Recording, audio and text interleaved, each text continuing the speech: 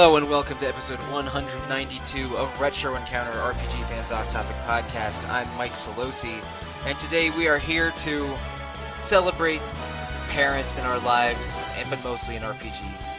And joining me for that today is Alana Hagues. Hello. And also Audra Bowling. Hiya. It has been too long since I've had either of you on a podcast. Alana, it's been an entire 7 days. That's very true, yeah. I was about to correct you then, but then I remembered that things do not always record in the order that we post them, so... Indeed. Yeah. And Audra, we haven't been on a podcast together since we recorded the Job and Class System episode from a few months ago. Yeah, I know, it's been a while. Alright. Sorry about that.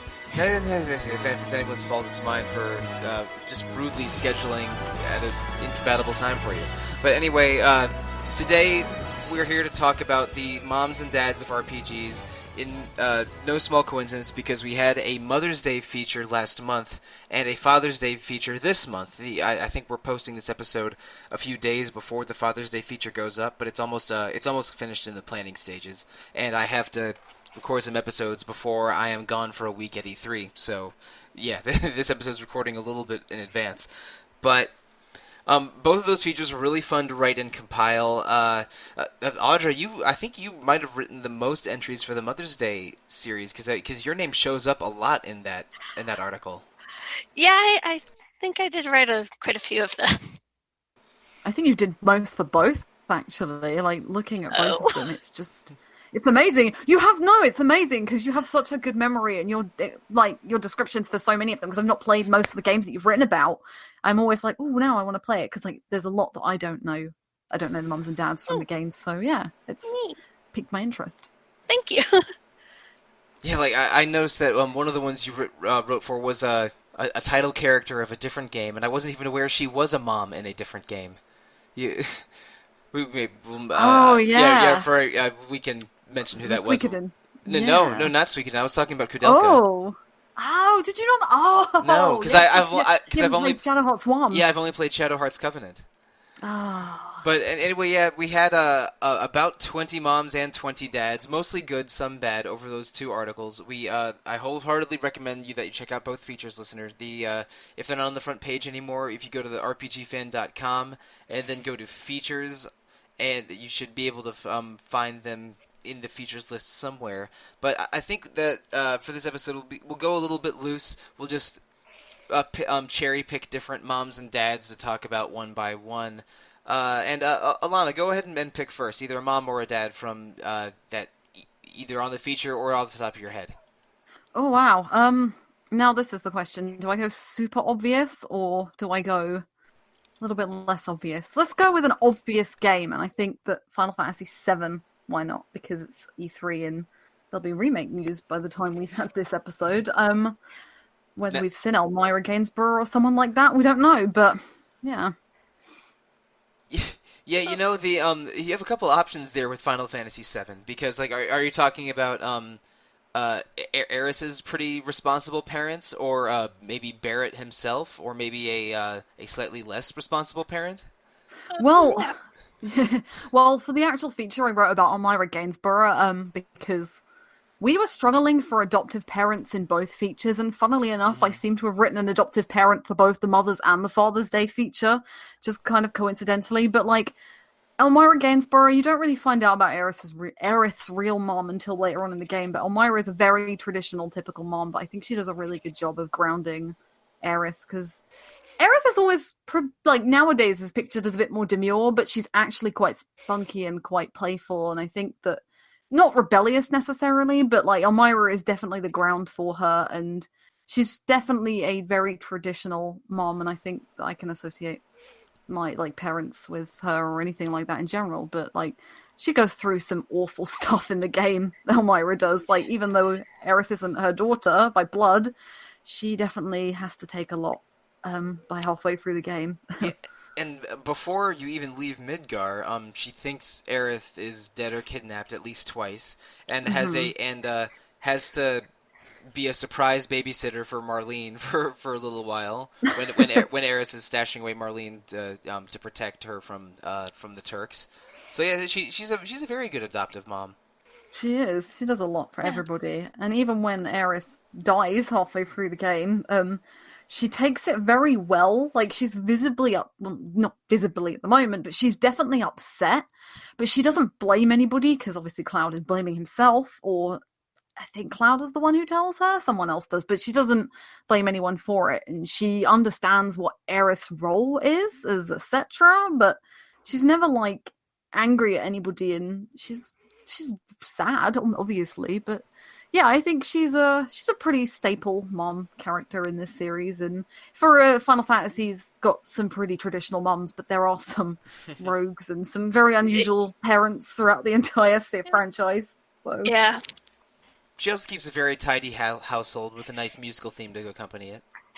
She does. Lots of flowers as well. I know, especially in the slums. It's pretty... And maybe, I don't know if we need to bring them up, but Aerith does have parents that you do meet in flashback, other than Elmira. Poor Professor Gast and, what was Aerith's mother's name? Ifalna. Ifalna. Yeah. Yeah, Gast and Ifalna. It's, probably won't be the first time we mention parents that tragically die to save their children. That's kind of a This staple. episode. Yeah. Especially mums. Oh gosh, yeah. Poor Madonna, from FF6. Oh no! Poor Remind me of that. Poor Queen Baron from FF5. there are too many. Poor Rydia's mom in FF4. You accidentally kill her in the first hour of the game. Yeah. So too many tragically dying parents in Final Fantasy is my opinion on the matter. Yeah. Or absent mothers. There are actually, when we were prepping for the feature. Sorry, Audra. Oh no. Ahead. I was actually thinking of Julia and Rain from FF8 too. Right. Oh god. That was a twofer. Oh. Squall. I always thought of that put the FF8 romance in pretty interesting context. Like Laguna and Rain couldn't be together. Wait, which one is the pianist? Julia. Yeah. Sorry. Right. Laguna and Julia couldn't be together, so in the next generation, their children got together. I thought that, I don't know, that made Squall and Renoa seem slightly more destined and less unappealing for me, because I dislike the Squall and Renoa relationship for a lot of the game. Yeah. Oh. Yeah, I think that they were not good for each other, and Squall was a jerk. But I feel better about it with greater context at the end. So and their parents helped that. I mean, Squall's getting the best end of the deal because he's getting Renoa and Angelo. So right. Yeah. But I was gonna say, actually, while we were planning the Mother's Day feature, I was thinking of how many absent mums there are in video games, and across all media, I guess you could say, because. Sure. Yeah, it's just, let's sacrifice someone's mum for emotional value and context and just a lot of I don't know, a lot of anime and manga where there are high school kids living alone like it's normal, when really it's just complicated to write an extra parent or an extra character. Mm-hmm. Yeah. I think every single Persona main character doesn't have parents. Either for dumb plot reasons, or they just didn't want to write them into the game. They're working away or they're dead. Right. That's basically it. He's at the factory. I don't know. I think the Persona 4 main characters' parents are both overseas working, and the Persona 5 main characters' parents couldn't bother to move to Tokyo. It was I don't know. It was it's complicated, but they're always willing to write in a sort of third-party father figure instead. Mm-hmm. Teenagers. Speaking of which, let's stay in the Persona universe for a little bit. Dojima in Persona 4 is a really excellent dad. Mm-hmm. He's got a good kid. Yeah, he's I really like him. Yeah, Nanako is just the best kid, and Dojima's really, really trying his hardest. Even though he's not always 100% there for Nanako, they love each other so much, and he warms up to the main character pretty quickly enough. I think he's a really good RPG dad. Yeah, he's probably one of the better ones, I think. I love how grumpy he starts off, and how much this is a common thing with RPG dads. I think they start off really gruff, or like father figures. They're really not like they just don't want to have anything to do with the kid or the young one. They're just like, oh, these youngsters doing all their things. And then by the end of the game, they utterly adore the main character, or they have so much respect for them. And it's a really, like, I never get tired of that arc, ever. I don't know why. I remember we were joking once, it was probably in Slacker on a podcast, that we wanted to play a game that was just Dojima and then Sojiro from Persona 5 and then Mutatsu from Persona 3, just all hanging out in a bar drinking together. Yes, please. That's of all of these begrudging respect Persona dads just hanging out, talking about their non-children that just have unbelievable animal magnetism. Yeah, but back to Dojima. I think it's the Hierophant social link. It's been hours since I've thought about Persona 4, so excuse me if I miss some details. But that's a really sweet storyline too. I mean, I think you need to have your either your expression or your understanding stat pretty high. But it goes some pretty heavy places with Dojima connecting with Nanako and talking about his wife who's passed. And it's a little bit of a traditional kind of storyline, you know, sad dad misses his wife, trying to raise his daughter, kind of story. But it's executed very, very well, and I think it brings you closer to Dojima and has you like him more. Because I mean, Dojima is a great non-father figure, and Nanako is just the sweetest, like, RPG little kid maybe ever. Yeah, she is the best. But yeah, Nanako gives that whole arc a real big heart, because Dojima is again the grumpy one and he's just trying to figure it out, but Nanako doesn't understand, and she just wants to see her mum sometimes, but she wants to help her dad as well, but she's still only little, but she's still cute. And yeah, Dojima is great. She's so helpful too. It's always... Yeah, she's probably better at cooking and laundry than I am. and I am probably 4 times her age. I'm not sure, I'd have to check the numbers on that one, but yeah, she's an extremely responsible, likable RPG kid. That just made that, and when something happens to Nanako later in the game, like the player is so attached to Nanako by then that you are just enraged and ready to murder. You are Dojima in that split second, aren't you? He is gutted. He's absolutely destroyed. Mm-hmm. But you are exactly as angry as he is. But he's powerless. Yeah, he can do it. It's an emotionally manipulative moment by Persona 4's writers, but I was 100% there, like, you know, attached to the puppet strings for that one. Mm-hmm. I miss Persona 4. I'd go replay it, except I've already done that like 3 times, and it's not a short game at all. I need to finish a golden playthrough, actually. Ooh. Oh, so you haven't played January or February yet? Oh my. No. No, you gotta throw that 90 hours in there again just so you can see people's winter clothes. Oh yeah. Mm-hmm. And hear that nice that nice January town theme. It's there's some good music in Golden. And lest I forget the Super Sentai costumes. Oh, yeah, all of these are mandatory. Okay.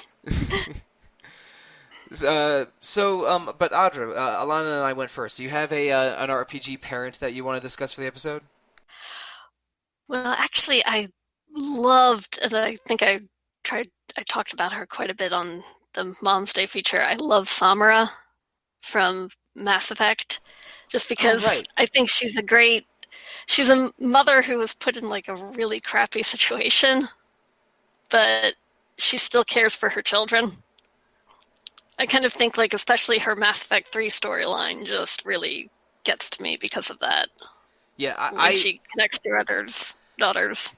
I don't think that in the big recruitment moment for Samara in Mass Effect 2, I mean, unless you're really a sociopath or really going for a renegade playthrough, you have to pick Samara over Morinth, right? Like, yeah. Like, what kind of monster are you if you go for Morinth over Samara? Especially given what you know Morinth was doing at that time. Yeah. Alana, have you played Mass Effect 2? I have watched playthroughs, but unfortunately I've missed parts of Samara's story, so I don't have the whole backstory or everything, so this will be interesting. It's the resolution of it is quite good, I thought. Especially in Mass Effect 3. Yeah, and it's but like I think if you went with Morinth in Mass Effect 2, she always shows up as a Banshee in Mass Effect 3 because there's a when a Reaper takes over a powerful biotic of that species, they become banshees. But Samara can either be recruited or turned into a banshee. But it depends on whether you sort of do her Mass Effect 3 quest or not.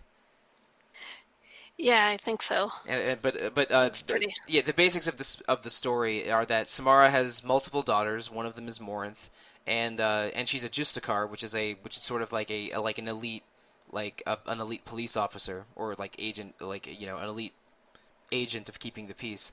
And but they both have a condition. Or Morinth has a condition where that if she does a biotic connection with someone during during the psychic version of sex that species does, it murders her partner. And so Samara is trying to stop her daughter from becoming a serial murderer, doing that over and over. And when they clash, you can choose to side with Samara and kill her daughter, or side with Morinth and kill Samara. And in which case, Morinth takes over her mother's identity. Which, oh boy, that's a BioWare-ass side quest if I've ever heard one. Yeah, I've never been able to do that during the playthrough. So. I did the Morinth thing once when I was deliberately making every single renegade decision I could. Which might have been for trophy hunting. I'm not sure. I played Mass Effect. I played Mass Effect 2 and 3 on PS3. But that was a hell of a trilogy. It's almost sad that it's not in the most likable state right now. Yeah. Yeah. I haven't played Andromeda though. I was almost afraid to after its bad reputation. Did you ever try Andromeda, Audra? Yeah, it has a lot of... It's not perfect, but I didn't hate it. Okay. I'm kind of bummed that they didn't decide to do the story continuation DLC, just because they left one part of the plot really hanging. Oh yeah, they left it, didn't they, because of issues, and then I think they moved on to Anthem and whatever else they were doing afterwards. Oh yeah, Anthem. That was a smart decision. Mm-hmm. I don't know how much story DLC Anthem's going to get, because if anything, that was even more poorly received than Andromeda was. Yeah. But are there good moms or dads in Andromeda? I know that there is a father character because you're aren't there a brother and sister character that? Yeah, there's good brother and sister characters. Okay, but not a good dad. All right. There's actually Jal's mother, the new alien that joins. He has a mother who's just kind of adorable. Oh, all right. She even will message the player character on email and stuff if you're close to Jal, and it's just kind of cute. Ah. Yeah, so supportive mom emails I think definitely counts. Yeah. All right, so what other parents do we have to discuss here? I want to talk about Shadow Hearts, but I won't be talking about... We were having a bit of a discussion beforehand, and I won't be talking about that parent. Well, you can. I haven't actually played Shadow Hearts, so... Well, I haven't played Kudelka, so I do not have the whole picture. I know of her, but I was going to talk about two parents. One is a big spoiler for Shadow Hearts Covenant, which we covered on the podcast 2 years ago. The other one is kind of a side quest with one and is referred to in two gently. And I think Peter Triesenberg has written a write-up on Yuri's dad, who's referred to as Foxface throughout the first Shadow Hearts game, but his name is Ben Huger. So really, by the beginning of the game, Ben is already dead, but he is kind of semi-possessed, but stuck in the afterworld life. He's in a harmonic, so like Yuri, so he can transform into all these different demons and beasts, but in this afterlife, he's kind of haunting Yuri. The whole point of the first game is that Yuri is trying to... So in the second game, he's trying to break out of a curse, but in the first game, Yuri is kind of scared of his powers. He doesn't want to acknowledge them, and he hates them, and it reminds him of his dad because it was what he used to have as well. He didn't have a necessarily amazing relationship with his dad because he always used to be away doing harmonics of things and killing bad guys, I think, but he didn't know that. But towards the end of the game, there's a side quest you can do, and it involves beating your dad in a boss fight, basically in the area that you get all of the harmonics or upgrades for Yuri, and then one of those boss fights is against your dad called Foxface. You don't realize it at the time, and it's only afterwards that you really find out that it is your dad, and then you get, I think it's the Ultimate Fusion. I can't remember. It's been a while since I've played the first Shadow Hearts, but it's part of the Four-Mask curse which Yuri's inflicted with. So he's inflicted with the curse on both games and is trying to cure both of them in both games. But it can end one of two ways, and it's linked with that boss fight slightly. But yeah, Ben is not really present, and Yuri really, really struggles with his relationship with his father. His mother is not really explored until the second game, and yeah, that's an enormous spoiler. Yeah, it's a huge plot twist, and I think we talked about it 2 years ago. That the actual canonical way to play Shadow Hearts is play Shadow Hearts 1 bad ending, Shadow Hearts Covenant good ending, Shadow Hearts 1 good ending, and Shadow Hearts From the New World. So it will make sense when you play Shadow Hearts Covenant all the way through, because one of the characters in 1 dies, and then Yuri has to go through this existential crisis, and he finds his mum somehow, and it gets really complicated. But I'm really interested in the way it does the whole mother-son thing. It was very strange, and I remember being very confused at the time, but it kind of makes sense when you put it all together. But it's definitely the most unusual depiction of like a mother-son relationship, especially when they don't know that. But yeah, it's a strange game, so a strange conclusion for a strange series doesn't exactly fall to the wayside too much.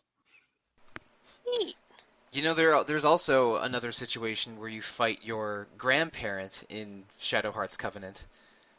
Oh, yes. Yeah. Well, I'm talking about the real star of the game, Blanca the White Wolf. His dedicated side quest has him fighting other wolves for dominance all throughout the game, and the last one that you fight reveals after you beat him that he's your grandfather, and he's proud of you, especially since his own son was not a fighter. Which I think is cool. It is cool. Especially just since I love I love like fighting arena kind of side quests. I think I mentioned that in the Tales of Vesperia episodes a few months ago. But Blanca actually learning that he has family was a nice brief little moment, and I think he teaches you some ultimate attack or something afterwards, which I also appreciate. Thank you, Lobo. Yeah, that was a really great side quest. There is one other mother, which we do mention in the Mother's Day feature.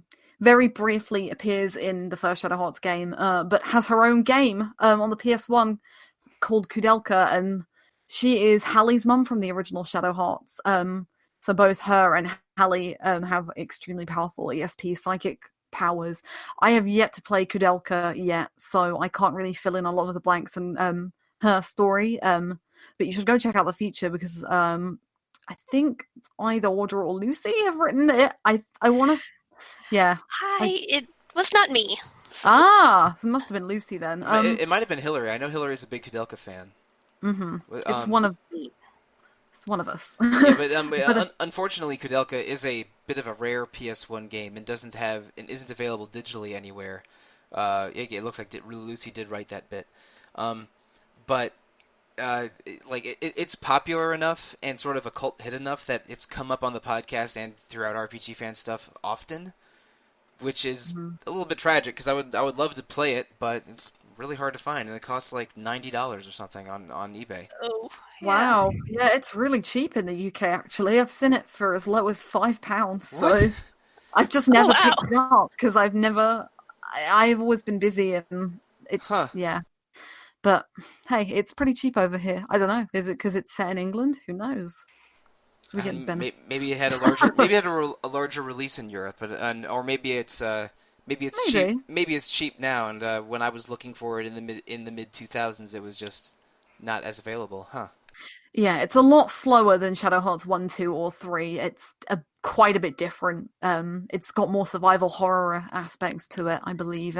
But it's still RPG, still turn-based, and very unique for the time. And Kudelka herself is quite a fun character, and she has a lot of good banter with a lot of the other characters from what I've seen. So, and she's quite fun. Like, her son, Hallie, in Shadow Hearts is kind of good, like, free will, kind of cheerful. So he kind of inherits her attitudes. Yeah, it's at least $75, sometimes much higher. After a brief search through American online venues, so it's yeah, I would still call it an uncommon or rare PS1 game, at least in North America. Oh, wow. Maybe I should get a European PS1, see if I can figure that out. I definitely want to play it. Me too, especially after hearing Hillary talk about it during the Cast of Characters episode we did over a year ago. That she made it sound pretty interesting. Yeah, the whole series has got good characters, so I wouldn't be surprised if Kudelka matched that. Of those 4 games, Shadow Hearts plus Kudelka, I've only played Shadow Hearts Covenant, but it has a really, really good characters and dialogue, so I would love to play more of it. I recommend it. Well, my backlog just keeps getting bigger.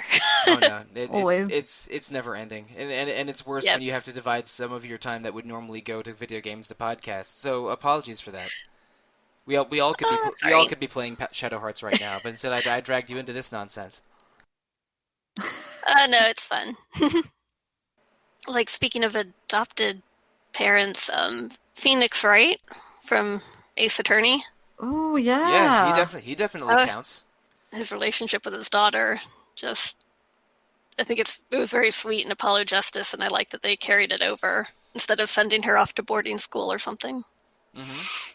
And it's in over the course of Ace Attorney 4, you meet Phoenix Wright, who's a disgraced former lawyer at first, and you meet what's his daughter's name? I know she's Apollo's half sister, but Trucy? Trucy. That's right. You meet Trucy, and then through the events of those games, you meet Trucy. You learn that Trucy and Apollo are half siblings, and you meet their mother.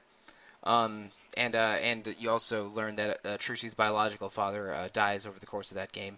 But then in Ace Attorney 6, Spirit of Justice, you meet Apollo's adopted father, who is a former lawyer working in that mysterious nation that's like fake Nepal. I forget what it's called. And you learn a little bit about Apollo's past. So there's some very, very good surrogate father work in the Phoenix Wright games. Yeah. But Phoenix himself is definitely the more prominent one, because he plays that role in the 4th, 5th, and 6th games. Mm-hmm. And the one thing he cares about a lot is just Trucy and not wanting people to take her away from him and everything, which I thought was really sweet, given her storyline. The only things he cares about are Trucy, Justice, and ramen. I mean hamburgers. Yep. Ramen burgers. Sure. I wonder if I could eat a hamburger with just 2 bricks of uncooked ramen for the buns. Does that sound like a terrible idea? I think in retrospect, that's a terrible idea. I'm pretty sure that's actually a thing. Oh boy, is it? I've heard of something. I've heard of some kind of burger like that. I'd be really happy. I know it's just a construct of putting strange food together, but I'd be really happy if they were inspired by the localization of Phoenix Wright just to do that. Sure, I knew guys mostly in college that would eat those bricks of uncooked noodles like a cracker or something. But I always thought they were total maniacs. It's like part of the fun of eating ramen or pho is the broth and the noodles. Like what are you guys doing, you idiots? Oh well. Agreed. But it's been, I think, even our mutual friend Derek Heemsbergen even named his Japanese language thesis paper like "Everyone enjoy your hamburgers," with the discussing localization work. So it's always amusing seeing how they find ways to finagle the Phoenix Wright setting to be the United States and not Japan. Yeah. But yeah, Phoenix is a great dad, and I feel bad that I don't remember the the father character from Spirit of Justice. Have you played that one, Audra? I've gotten about halfway through it, so I don't know if I've met him yet. I think you have met him. He's well, okay. This is a minor spoiler. There's a character. There's a character named Dirk. Yes. Yeah. Okay. And he, when Apollo used to live in that country, Dirk's family adopted him. Oh, neat. And so you learn about Apollo's biological dad, Jove Justice, who sadly passed away when they were visiting, and then Dirk adopted Apollo. And eventually Apollo left, so Dirk's son, who's the prosecutor for most of the cases in that game, are like him and Apollo had a falling out years earlier, and they resolve that, and you learn about Dirk and Apollo and their past throughout that game. It's a very, very good Phoenix Wright game. It might be one of I think it's my I don't think it's as good as Trials and Tribulations, which is most people's favorite, but it's almost as good. It's my second or third favorite in the whole series. So you should finish it. I should. Time. Dirk's a good dad, even though he only has one or two cases to express that. And then of course you have Phoenix Wright just being an excellent dad throughout the latter 3 games of that sexology. Hexology. Let's go for hexology. Hexology. Sure. Yeah, I might have been mixing my Latin prefixes and Greek suffixes there. That's my bad. Okay, so who do we have next? Alana, I'm afraid I'm going to do it. I'm going to do it early. You know what we have to talk about.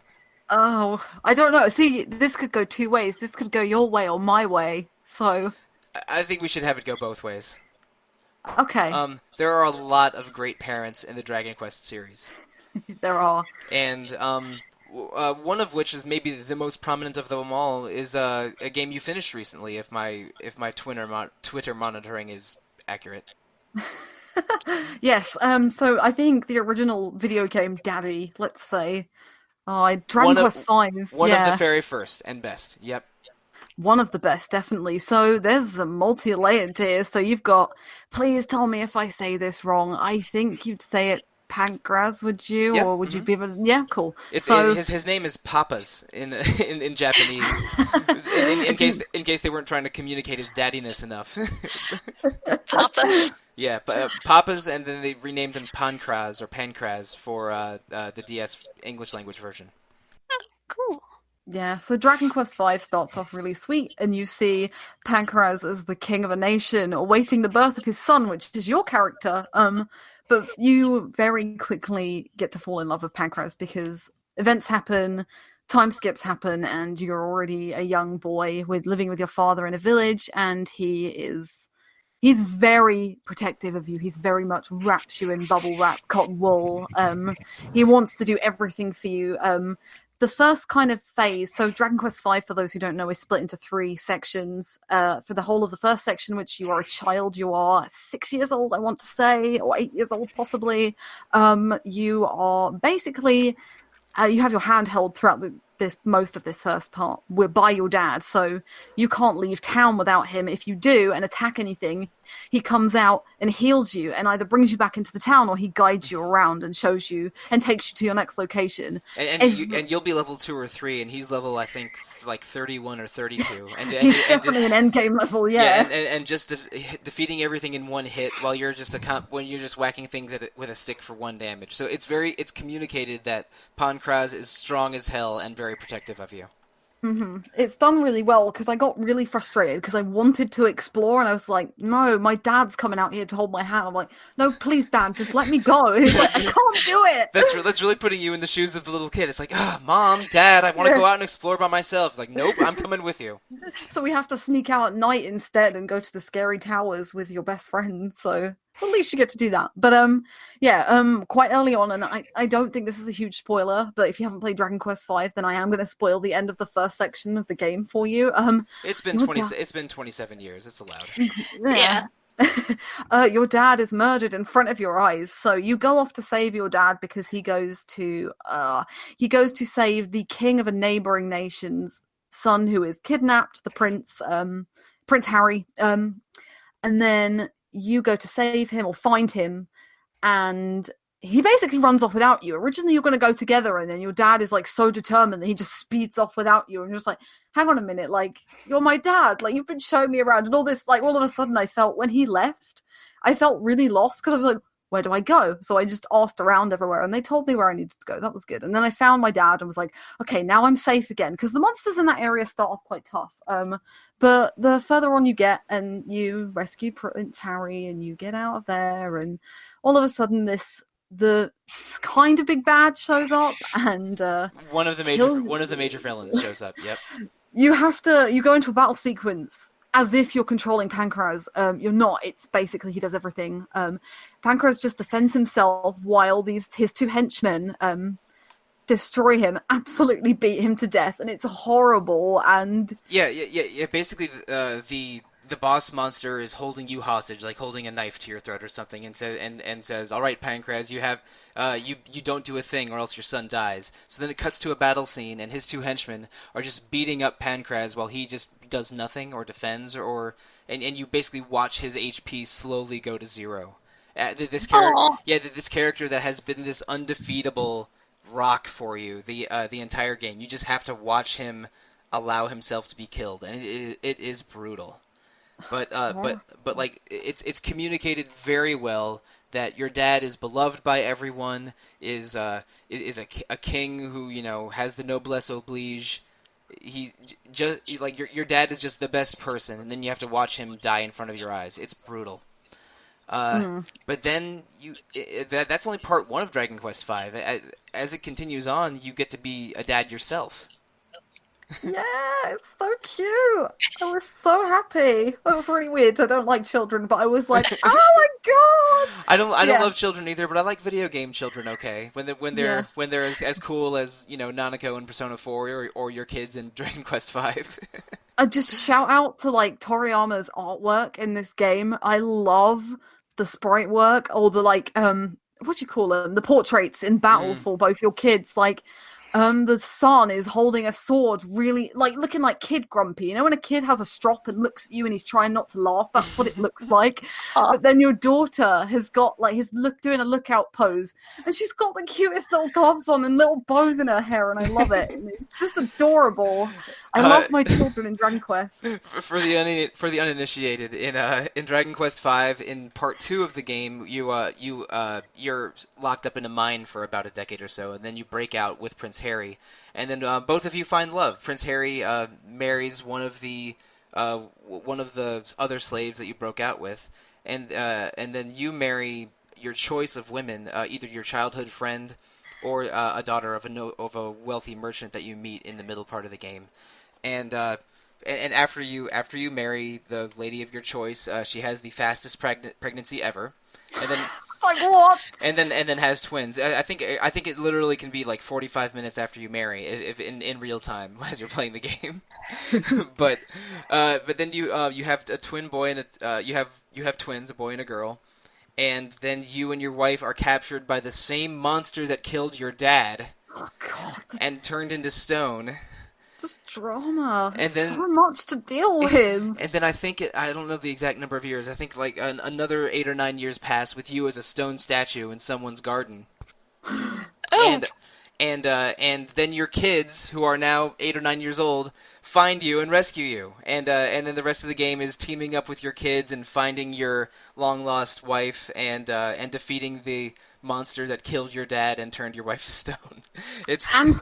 And rescuing your mom. And rescuing your mom. Yeah, you learn that the entire point of you and your dad traveling together in the first part of the game was that he was looking for your mother. And you finally meet her near the end of the game, and you learn that she's, you know, part of an ancient order of people that's holding the demon kingdom at bay from invading the human world. Oh, that's pretty cool. Yeah. Yeah, Dragon Quest is really good at family. Yeah. It's just so good, and I think we'll get onto that in a minute. Oh, we will. With another game. Just, you know, shout out to some other good Dragon Quest parents. There's a really brutal moment in Dragon Quest III where the subplot of the whole game is you're looking for your long lost father. And you meet him for about 5 minutes before he gets himself murdered. at near the very end, which is a bit of a mind blow. Then you have a Dragon Quest VI, where part of the game is remembering your true identity and reconnecting with your parents, who are the king and queen of a nearby nation, but also, you're the surrogate older brother of a young woman who wished for a family, and then you arrived in the sky, and so at the very beginning you have a sister. So that's a nice family moment. In Dragon Quest VII, you have very supportive parents, and it's pretty cool when you go back in time and meet one of your ancestors in a very nice sequence. But in Dragon Quest VIII, you're helping a father and daughter who have been transformed into non-human forms throughout the game, and you learn about your own parentage, how your mother and father died trying to be together, but were ultimately separated, and you were and your grandfather whisked you away to another kingdom to grow up. But Dragon Quest XI. So many good dads. There are a shocking number of great dads in that game. A shocking number. Holy crap. I mean, you have the main character's biological father, King Erwin, who does the Pankraz thing of sacrificing himself so his son can escape. And can we just say, like, King Owen is a good-looking dad as well? Yeah. Whoa. And he's got a handsome Scottish accent too. Woo. Yeah. Yeah. And then and your mom is not exactly a slouch either. Queen Eleanor is a looker, even though I think when you meet her, she has given birth to you days earlier. Looking great for a new mom. Mm-hmm. But she also sadly passes away trying to help you escape the kingdom that's being invaded by monsters. But then you're picked up by a man named Chalky, who becomes your surrogate grandfather. And Chalky is just the sweetest person in the entire world. He's adorable. He's lived such a life as well, and he's so popular and he's loved, and he cares about you as well. But he knows about your, like, where you've come from, doesn't he? If I remember right. He knows where you've come from because he read some note or some seal from when he found you as a baby, and he's passed away at the beginning of the game when you start. But there's in a slightly confusing sequence, you briefly travel back in time in your village, and you even meet yourself as a young boy, but you also meet Chalky, who immediately recognizes that it's a grown-up version of his grandson because he has grandpa wisdom.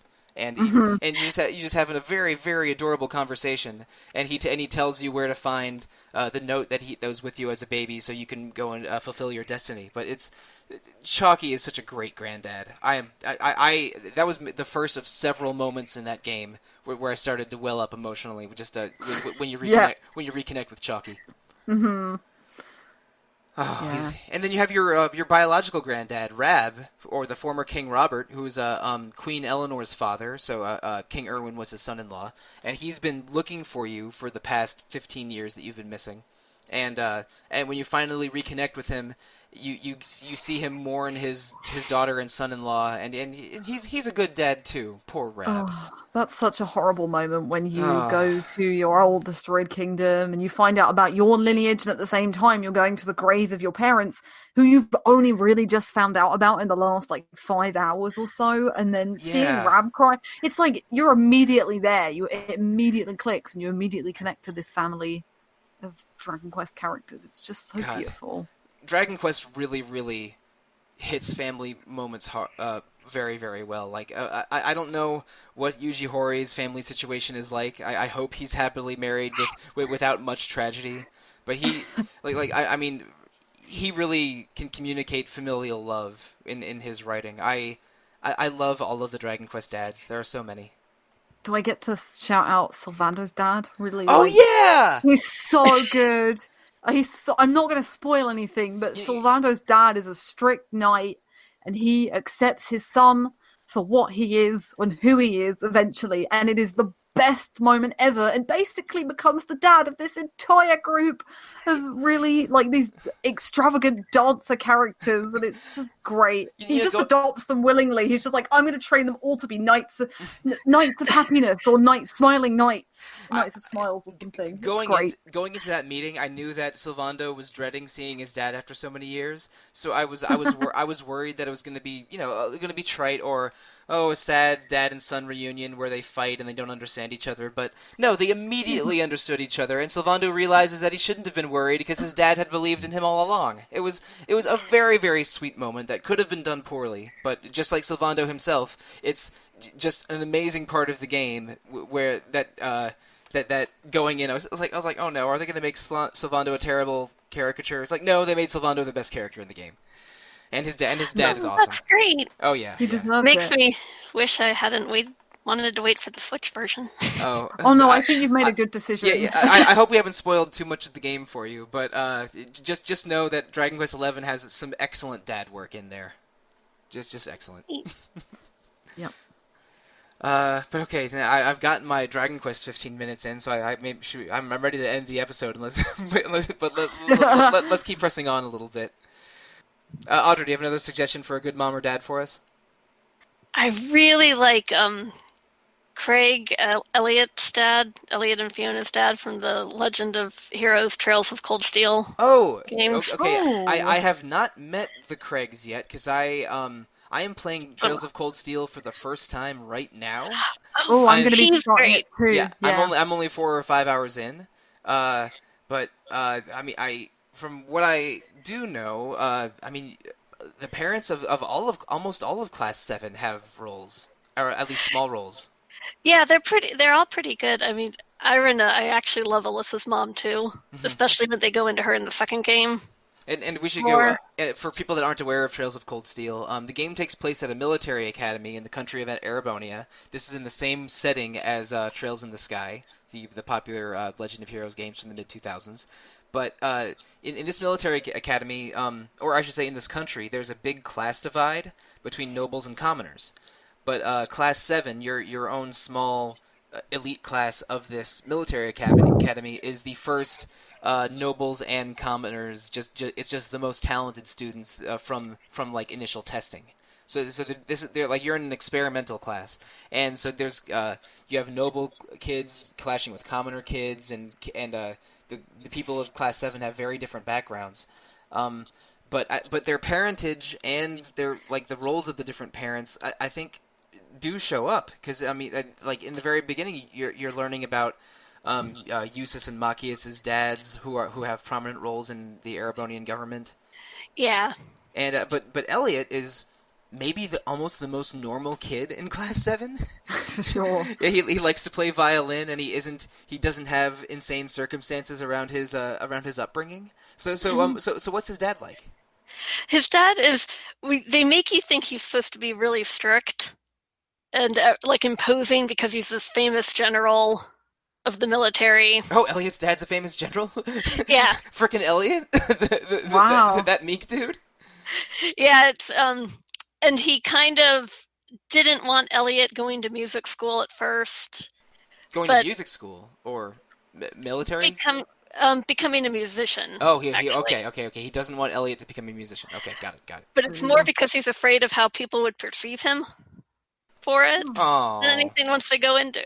So once Elliot kind of proves that he's tough, he's all like, "You have more enough strength. I'm proud of you, son." And so he was already a supportive dad, but then when he sees how strong Elliot's become, he's like he even has a better attitude about it. Yeah. Okay. He's also very like Elliot and his sister. They can do no wrong. It turns out like he's just overly protective and doting on both of them, and just wants nothing more than to like hug Elliot whenever they meet.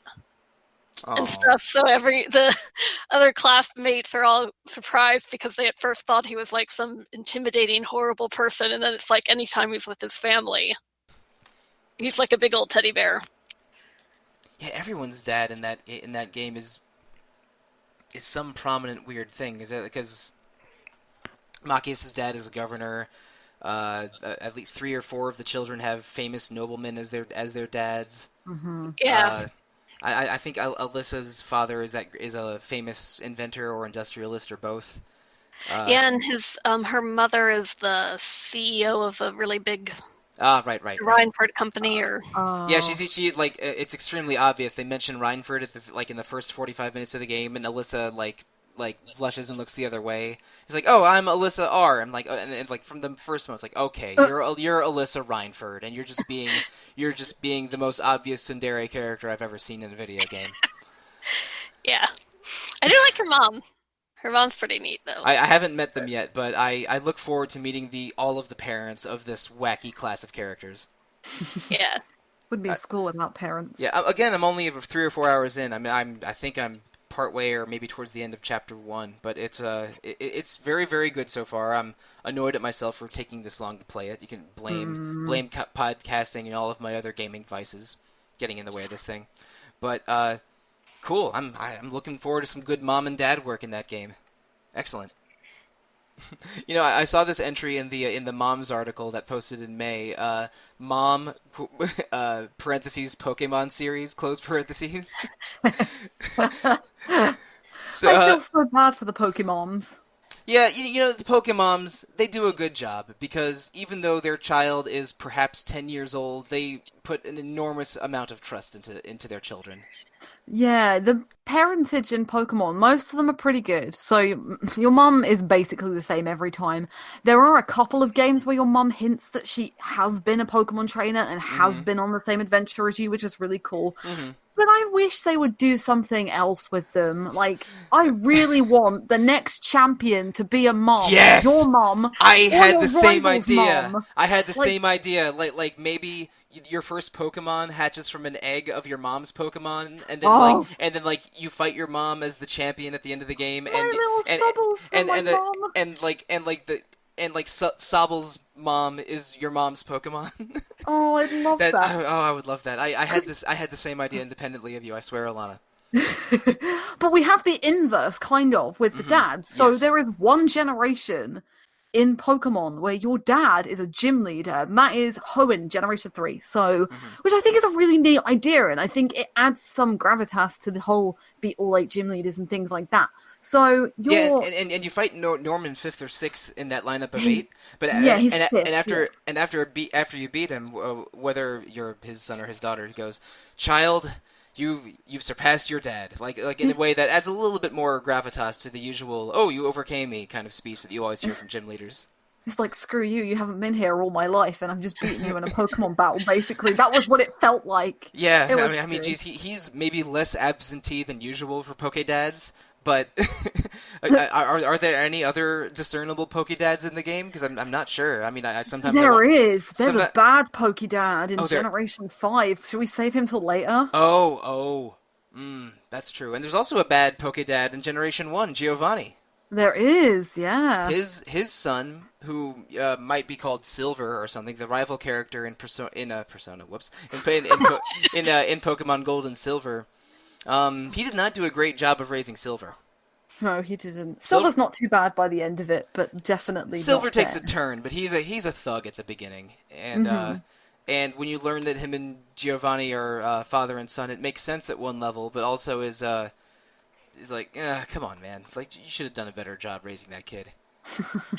I know, after all the Pokemon you have to raise, you do definitely get an idea of what a good parent should be like. Stephen Stone's dad is also rich and powerful, but he did a great job of raising old Stevie. Yep, Steve Stone turned out really fine, I will say that. Yeah, he did. Can I hijack? Oh, please. Because you know what I'm going to go to next? Uh-oh, yeah, I'm going to crack out the liquid juice. Mm. Skies of Arcadia has good parents, everybody. It has a couple of bad ones, but I would say the majority of the ones you get to meet are good. So, I want to talk about your parents first, Vices, because I love the Blue Rogue's parents so much. Dine's mustache is like the third best character in the game. I love him. It's so good. He also has one of my favorite entrances for any character in any video game ever. So, Sky starts off with you jumping onto an armada ship, which are the bad guys, and you ambush a bunch of soldiers. You fight them, and then your dad turns up because you get surrounded. He shoots one of them, and he's like, I think the Armada say, like, "Oh, what are you going to do? You're surrounded. There's 3 of us now." Your dad shoots one of them, and he's like, 3? I only see 2 of you. And I'm just like, yes! But, like, Dine is really important. He doesn't play much of a role in the story, but he's definitely a really strong role model for Vice. Dine is basically the head of the Blue Rogues, so he is the leader of Blue Rogues are do-gooder pirates that fight bad pirates called black pirates, and the Armada, which is a bad empire, and they distribute the wealth that they amass to innocent townspeople. Pirate Robin Hoods. Yep, exactly. Really cool, yeah. And your mum's really sweet as well. She's really supportive. She does just stay at home, but she is super supportive of your dad and you and your journeys to being pirates. And they've basically also acted as parents to Aika, because Aika lost her parents when she was young, so you and your best friend have been growing up together, and your parents are really, really cool. But you do have... And Fina, too. Kinda. Sorry? And they take in Fina, too. They do, yeah. They're so accepting of her. Like, there's no questions. They can tell. They're these kind of people who can tell when you're a good person. Like, they just trust. They're really good at reading people, and they know that when the Armada are against them, then basically it's just like, well, we're going to go right against you then. So anything that the Armada or the Black Pirates do against the Blue Rogues, you've got an enemy. This is a bit of a commentary on all RPG parents, but I always like it when I see video game parents just trusting you. Because you are up to some wild shit as video game characters in general, and just to see them be accepting and trusting when it would be very easy to make them reactionary and unsupportive. I always like seeing that, and your Vice's parents in Skies of Arcadia are really, really great. Yeah, they are. And when you go to rescue your dad quite early on in the game, he really respects you, and that is the moment where you go off on your own adventure and he wants you to do the best you can do, and you eventually surpass your father, which is ridiculous given the amount of respect that your father actually has in the game. So yeah, when you go to the first 2 towns or so, they're all like, "Oh, Dine, what a mensch! He's always looking out for us." He's so cool. Yeah, I would definitely love Dine to be my dad. But you do get an actual dad as part of your party, and Drachma is the first extra character who joined your party. He is the typical, again, he's pretty much like Dejima, the kind of much more gruffer though, so he's very, very grumpy. He's very gruff much... and rugged. He has like an Alaskan fisherman beard that like a scraggly Santa Claus or something. Yeah, he is definitely, he does not like you. Like you end up on his ship. Your little boat gets shipwrecked and you land on his little boat called the Little Jack. So he takes you to the next town and he's determined not to help you out or do anything. But Vice manages to wraggle his way into Drachma's world and Drachma's heart, and they end up working together. But Drachma probably has the saddest and worst backstory out of all of the characters. His boat is named after his son, Jack. I'm going to spoil this. Have you beaten Skies of Arcadia, or do you want me to hold off, Audra? You can spoil it. I'm still in the very beginning stages of it. I haven't had a lot of time to play it, unfortunately. But... No, that makes sense. It's busy time. But it's not too late in the game. It's about a third of the way through, I would say. You find out that Drachma's ship is called the Little Jack, which is named after his son. And Drachma is chasing after the arc whale called Ragnem. And you find out the reason he's doing this is because a long time ago, Drachma and Jack they're just simple fishermen, really. And they would go out fishing and they had a great time. They loved sailing together and they had a really strong relationship. And one day this purple arc whale turned up and capsized their boat. And not only so Drachma lost his arm and lost his eye in this accident, but his son died in the accident as well. Aww. So this is why he's chasing after Ragnem so much, because it's basically his purpose for living. He's taken everything away from him, and he's only got one memento of his son, and that is a box of feathers. And there is a scene later on in the game where Vice comes up to Drachma. It's pretty near one of the definitive break-off points in the game, I would say. They're sitting on deck together talking, and Drachma says to Vice, you remind me of my son. And he's looking at all these box of feathers, and that's when he tells Vice. And Vice suddenly, there's this really good relationship between the two of them that's opened up because of this backstory. But Drachma has a really tragic backstory, and it also has a really, really sad resolution as well. Like, I cried. We shouldn't go into it, but in sort of the latter third of the game, you get a resolution between Drachma and Ragnem and his backstory, but it is very, very emotionally resonant, I think. Mm-hmm. But Drachma's good. Like, he's definitely grumpy at the beginning, but he's got a really good heart, and he sees the good in Vice and sees that he's doing the right thing, and also will help you out. Unpopular opinion. towards the end of the game, when you the whole game, your party is basically Vice, Ica, Fina, and then a fourth person, and that fourth person rotates. But by the end of the game, you get to choose who your fourth is. Drachma's my favorite fourth. I like putting him. Yeah, in there. that is unpopular. Yeah, I like putting him in there over Gilder or Enrique because I just like him using Spirit Charge every turn and giving me more SP to use. Yeah, it's a really good tactic. All Yeah. three of them have their worth. All but three of that them is are a good, really but worthwhile yeah, one. Drachma is my favorite just because that means I get to use more powerful Fina spells and Vice sword attacks. Mm-hmm. It's Skies of Arcadia is an excellent game. It's in my probably top 10 RPGs and Alana's top 1 RPGs. Top one everything. And it's really excellent. I mean, how overdue are we for some modern port? Because all we have is the somewhat flawed GameCube Legends port, which was 03 or 04, 15 plus years ago.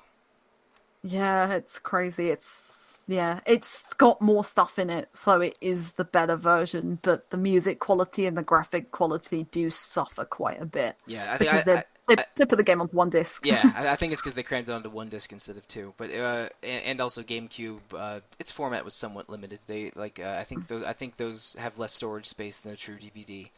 But yeah, Skies of Arcadia is a classic, and there's some excellent RPG dads in there. Yep. There's a bad mom as well. Oh, is that the Empress? Empress Theodora, yeah. Yeah. Mm-hmm. She's not good. Although she loves Enrique to bits, but it's so clouded. And Enrique is, if anything, a very good kid. So he's So she didn't ruin him, at least. No, exactly. He's definitely a bit of a garnet from Final Fantasy IX in that he's trying to help her rather than kill her or stop her. It's she never used to be like this, and sorry, she doesn't get the resolution that everybody. Well, yeah, things happen. I love Enrique. I love how stupid he is, and I love how he falls off boats and is airsick all the time. Well, speaking of people being involved with pirates and ultimately trusting their sons, I think maybe the number one all-time RPG mom who was somehow I don't think she was in our RPG Moms feature. I'd have to go through it over again. But I didn't write her in. I blame myself, of course. Is Miranda from Grandia 3? She's not there. No. No. Yeah. I was really surprised. I haven't played Grandia 3. It's the only one I haven't played. I haven't finished it, but I played it. I played the first 10-15 hours of it, and I love Grandia 1 and 2. And naturally I do. It's from the same Game Arts team that made Lunar 1 and 2. But simplifying it a little bit, and I might be missing some details because this was many years ago I tried playing this. The main character Yuki meets a girl that basically falls out of the sky, a girl named Alfina, and they're about to go on an adventure together. And your mom Miranda goes, wait, hold on a minute. You're 15. You aren't ready for an adventure. I'm going with you.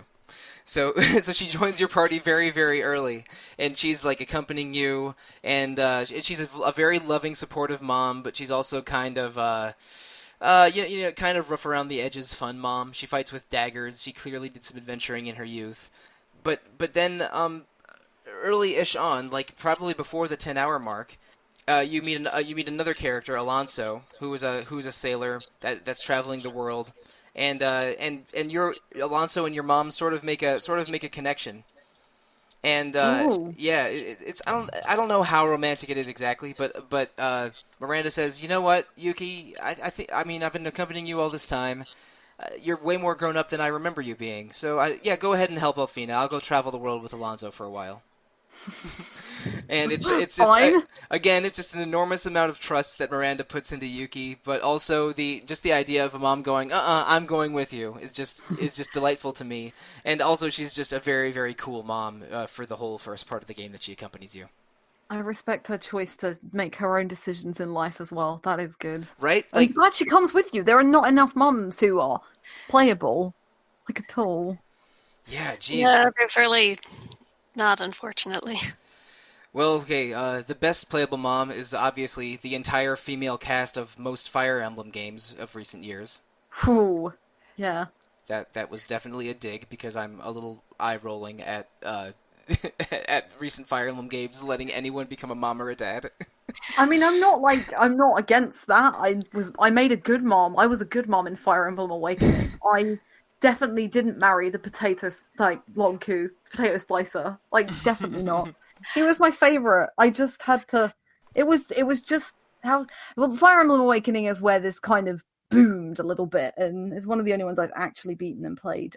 But yeah, I do love. Is funny with it because it's basically they just dump the children off in the dimension where they age. Yeah. It's really bad parenting. In Fire Emblem Awakening, the children grew up in a dystopian future and then travel back in time to solve that dystopian future, like the Terminator.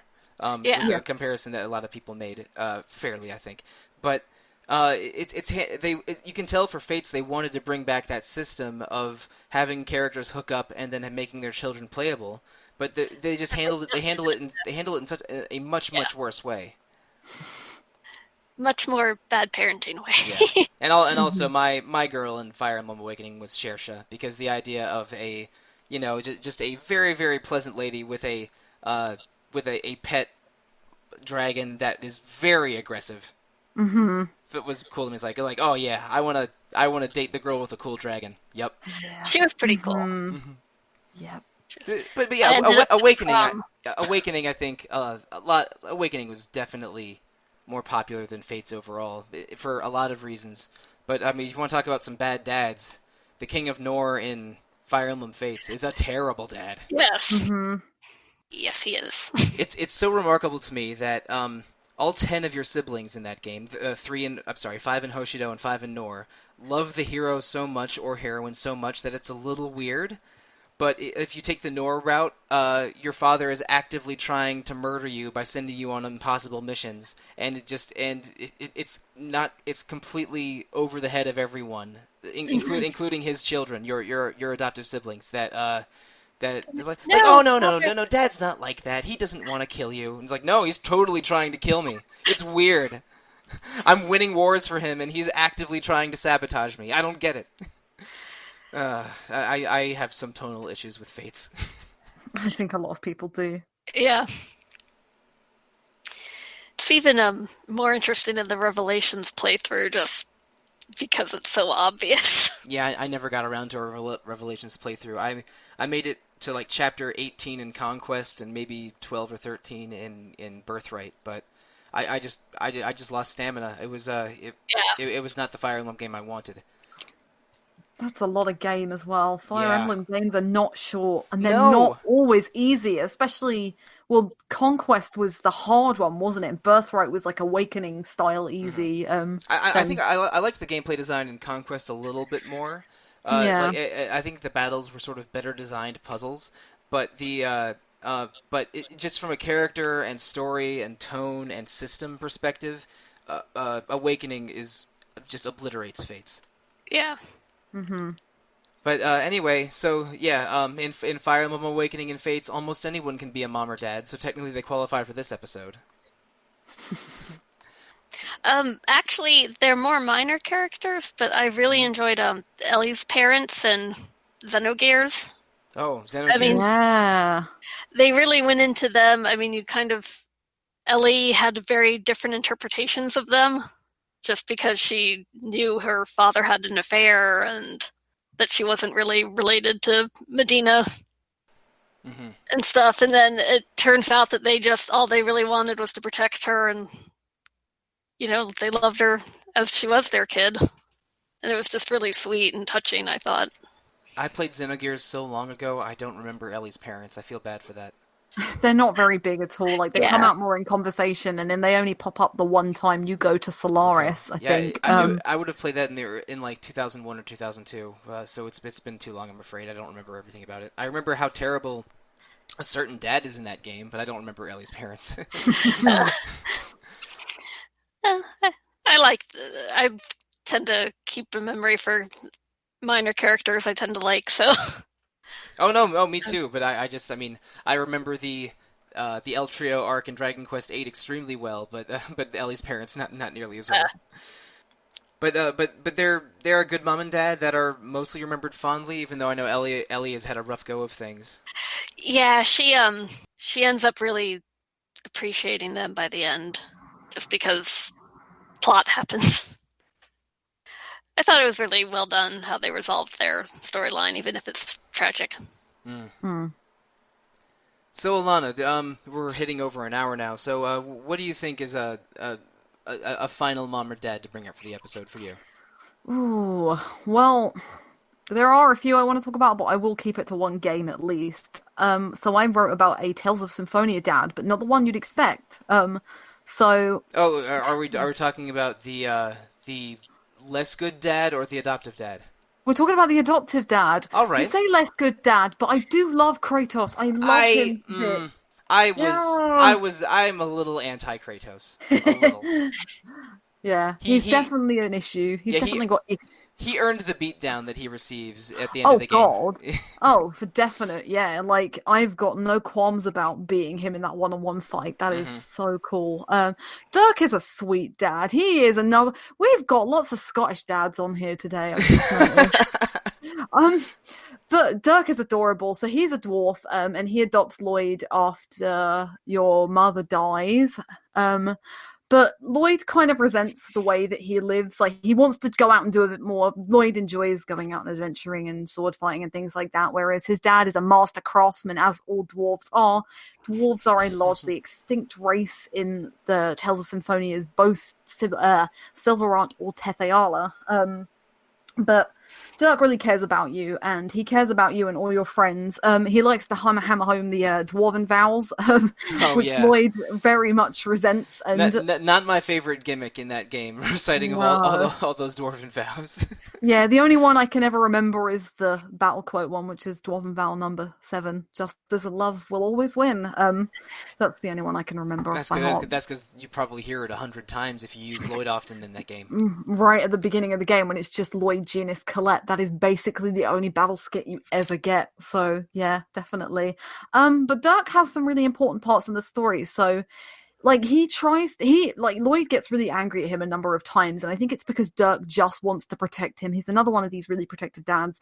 But like Lloyd makes some big mistakes because he gets involved in things he shouldn't do. So early on, he sneaks into the bad guy's base or nearly does, because one of the old ladies that Genus has made friends with, something goes wrong with her, and it's as a result of Lloyd and Genus talking to her. So Dirk is really angry with Lloyd because one of the rules of the village is not to get involved with the camp. And so Lloyd and Genus get banned from there. And Dirk is angry at him, understandably, but he understands why he's trying to help. So he's not like against Lloyd going on this journey of regeneration to follow Colette, who is another one of his best friends. But he's kind of overprotective, but he can't stop him. Like, Dirk acknowledges that he's not his father, he's not his real father, and that there's nothing he can do. But Lloyd does have an immense amount of respect for him because he does talk about him really highly. And towards the end of the game, when you found out that Kratos is indeed Lloyd's real father, in a very Star Wars moment, you go... It's really sweet, actually, because you need this weapon called the Eternal Sword to reunite the two worlds and bring about the bad guys' plans to like not reunite the worlds and take it over with Darius Karlan. Tales of Fantasia people will have heard that before. Oh yeah, I played Fantasia long before playing Symphonia, and I sort of knew that the angels were bad guys, maybe a little earlier than I should have. That's good though, because it gives you context, and I think it makes it a lot more interesting. Yeah, Symphonia is a prequel to Fantasia, so I didn't know. Yeah, pretty distantly. So that's where the world trees. Yeah, like at the very end of Symphonia, the world tree is basically a sapling, and Lloyd names it Yggdrasil, and saving Yggdrasil is the thrust of a lot of Tales of Fantasia's plot. And but they flip it a little bit.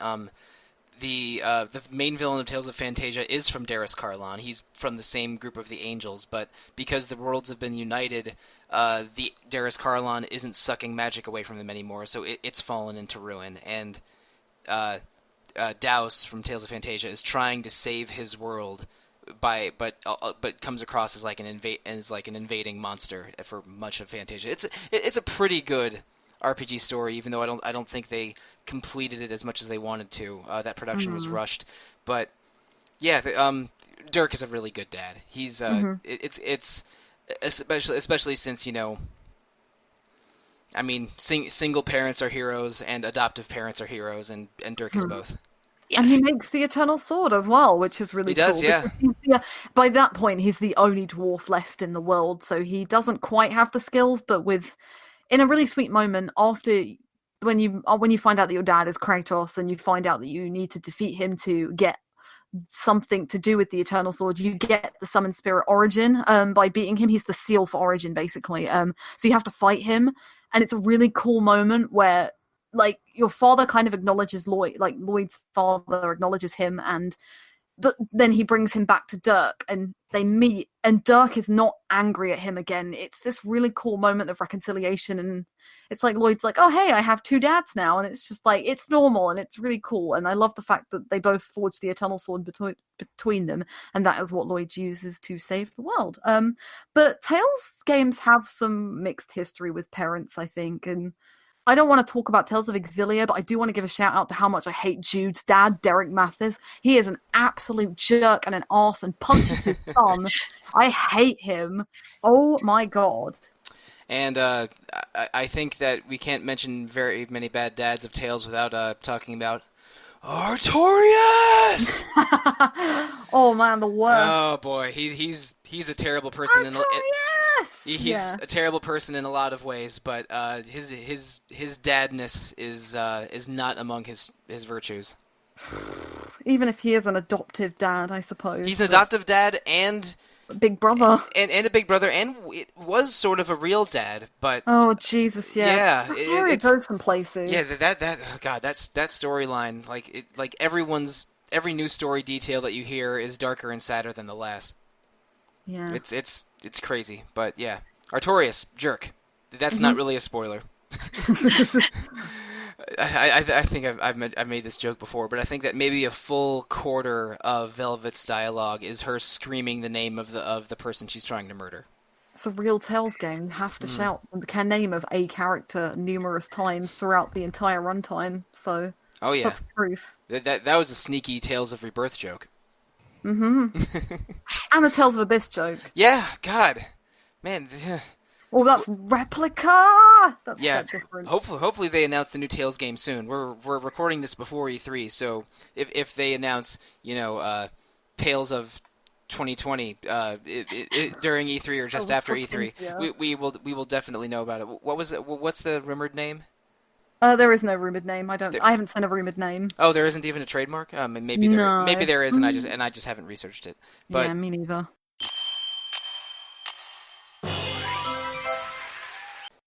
Hello, listeners. Regrettably, we lost the last 6 or 7 minutes of this episode during recording. I'm not sure exactly how it happened, but all that you're missing is a brief discussion on Cassius Sprite from The Legend of Heroes Trails in the Sky, and then the usual end of episode housekeeping. So I'm just going to skip ahead to that second part. This episode was delayed because of my E3 trip. I got pretty sick after getting home, and this episode should have gone up Friday or Saturday in mid-June, but we're getting it the following Tuesday instead. That's my bad. I apologize. But let's talk about what's coming up soon in Retro Encounter. Next week, or I should say in a few days, we're going to have a special Myths and Folklore episode about the gods and monsters of RPGs and what they share in real-life belief systems, and that was a lot of fun to record, so please expect that soon. And the following week, we're going to have an episode all about Until Dawn, the choice-based thriller that came out a few years ago and was heavily streamed during that time. I've never played it before, and I'm very early in the playthrough now, so I'm looking forward to talking about Until Dawn with Peter in a few weeks, or I should say next week. And in July, we have a special emergency substitution. We're going to talk about Trials of Mana, the, I should say old, but it's brand new to international audiences, through the collection of Mana that was recently available digitally and in English. Seiken Densetsu 3 is now available worldwide in multiple languages as Trials of Mana. It's also getting remade in 2020.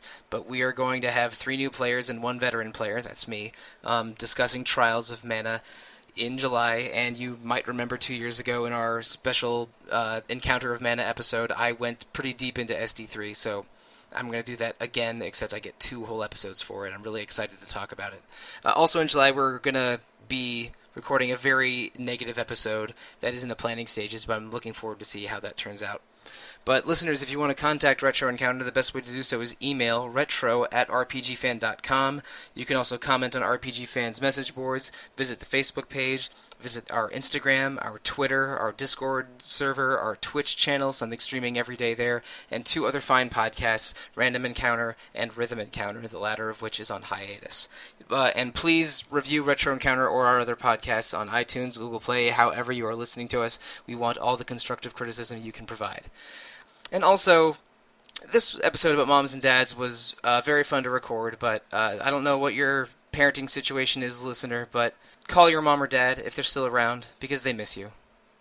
That is all. Thank you, good night, and good luck. Your fiction, take it from me.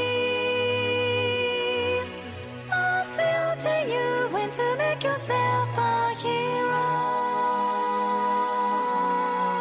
Your fiction, your fiction.